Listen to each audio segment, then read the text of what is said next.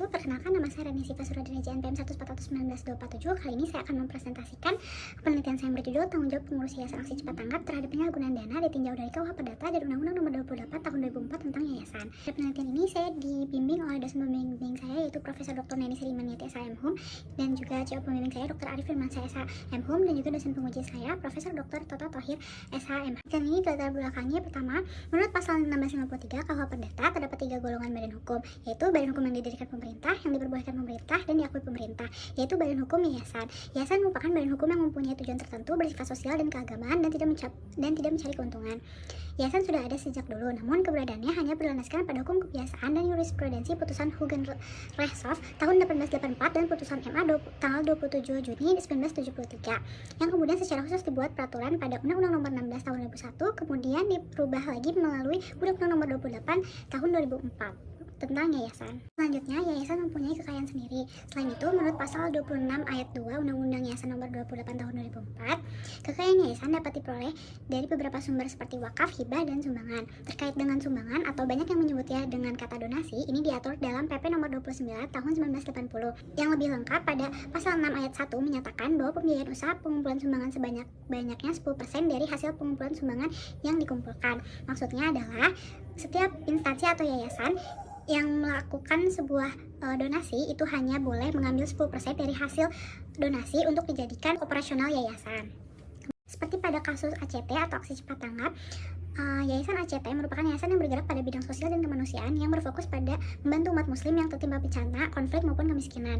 ACT resmi didirikan pada tahun 2005. Kemudian pada 5 Juli 2022, Kementerian Sosial menyatakan pencabutan izin atas penyelenggaraan pengumpulan uang dan barang pada Yayasan ACT. Hal ini dikarenakan dan sejalan dengan klarifikasi dari Ibnu Hajar selaku Presiden ACT yang mengaku bahwa ACT menggunakan rata-rata 13,7% dari hasil pengumpulan uang atau barang dari masyarakat yang dijadikan sebagai operasional yayasan. Maka timbullah identifikasi masalah. Yang pertama ada bagaimana tanggung jawab pengurus Yayasan Aksi Cepat Tanggap atas penyalahgunaan dana donasi yayasan ditinjau dari KUH Perdata, dan bagaimana tanggung jawab pengurus Yayasan Aksi Cepat Tanggap terhadap penyalahgunaan dana donasi yayasan yang dihubungkan dengan Undang-Undang Yayasan.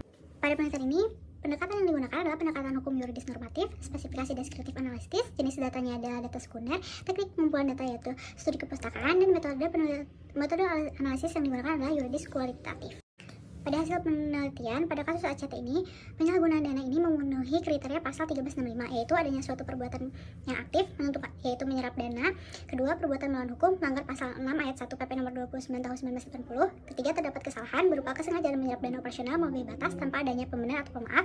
Keempat, ada kerugian material dan imaterial bagi Yayasan ACT. Kelima, terdapat hubungan kausal antara perbuatan dan kerugian. Tindakan penyerapan dana operasional lebih dari batas itu berdampak pada kerugian material dan imaterial. Keenam, terdapat perbuatan yang bertentangan dengan kehati-hatian atau keharusan dalam pergaulan masyarakat.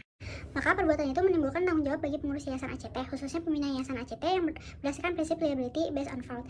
Kemudian teori tanggung jawab international tort liability harus memenuhi 3 unsur, yaitu adanya kewajiban hukum, adanya kelalaian, adanya hubungan sebab akibat. Pembina yayasan bertanggung jawab secara pribadi karena adanya ulta vires atau tindakan yang tidak sesuai dengan tujuan ACT. Kemudian konsep anti-establishment ini pada dasarnya cocok sebagai solusi untuk dapat mengembalikan harta kekayaan Yayasan ACT yang seharusnya disalurkan kepada orang-orang yang membutuhkan, sehingga timbul perikatan bagi para pengurus yayasan untuk mengembalikan harta kekayaan yayasan, yang bahkan dengan adanya kompensasi karena ini menyangkut dengan dana donasi yang dimana pada dasarnya donasi itu termasuk pada perjanjian cuma-cuma. Kemudian menjawab pertanyaan nomor 2, sejalan dengan pasal 1 Undang-Undang Nomor 28 Tahun 2004 tentang yayasan, ACT sebenarnya sudah memenuhi sebagai yayasan. Kemudian pada pasal 2, suatu yayasan dioperasikan oleh 3 organ inti, yaitu pembina, pengurus, dan pengawas. Sejalan dengan teori organ, pada badan hukum yang memiliki prinsip badan hukum memiliki organ-organ yang bertanggung jawab untuk mengelola dan menjalankan kegiatan badan hukum. Kemudian kewenangan dari pembina yayasan diatur pada pasal 28 ayat 1 UU Nomor 28 Tahun 2004 tentang yayasan. Dalam kasus ini adanya perbuatan melawan hukum mengenai pemotongan dana donasi menjadi bentuk adanya pelanggaran fiduciary duty pada organ Yayasan ACT. Pelanggarannya ada pada penyalahgunaan kekuasaan yang dilakukan pembina yayasan selaku pembuat kebijakan. Kemudian pembina yayasan tidak memenuhi prinsip the profit rule karena mendapatkan keuntungan pribadi dari penyerapan dana donasi yang berlebih tersebut secara tidak langsung didapatkan dari gaji.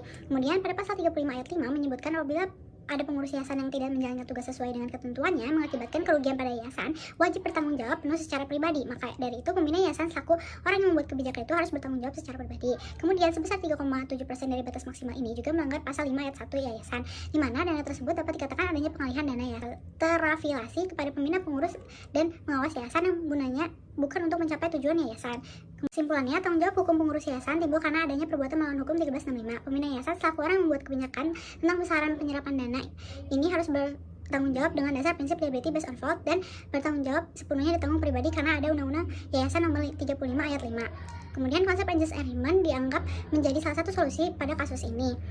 Kemudian pada pasal 35 ayat 5 menyatakan bahwanya tiap-tiap pengurus yayasan bertanggung jawab secara pribadi jika yang bersangkutan tidak menjalankan tugasnya tidak sesuai dengan ketentuan dan merugikan pihak yayasan. Ini menjadi dasar hukum dari tanggung jawab pengurus yayasan ACT mengenai tindakan penyalahgunaan dana donasi khususnya kepada pembina yayasan selaku orang yang menetapkan kebijakannya. Tanggung jawab ini juga sesuai dengan prinsip tanggung jawab liability based on fault. Kemudian yayasan ACT sebagai subjek hukum yang dirugikan secara material dan imaterial dapat melakukan gugatan perdata. Pendekatan Angels Agreement juga menjadi penting di mana permasalahan sumber dana donasi atau hibah ini merupakan suatu ikatan yang diberikan oleh donatur secara cuma-cuma.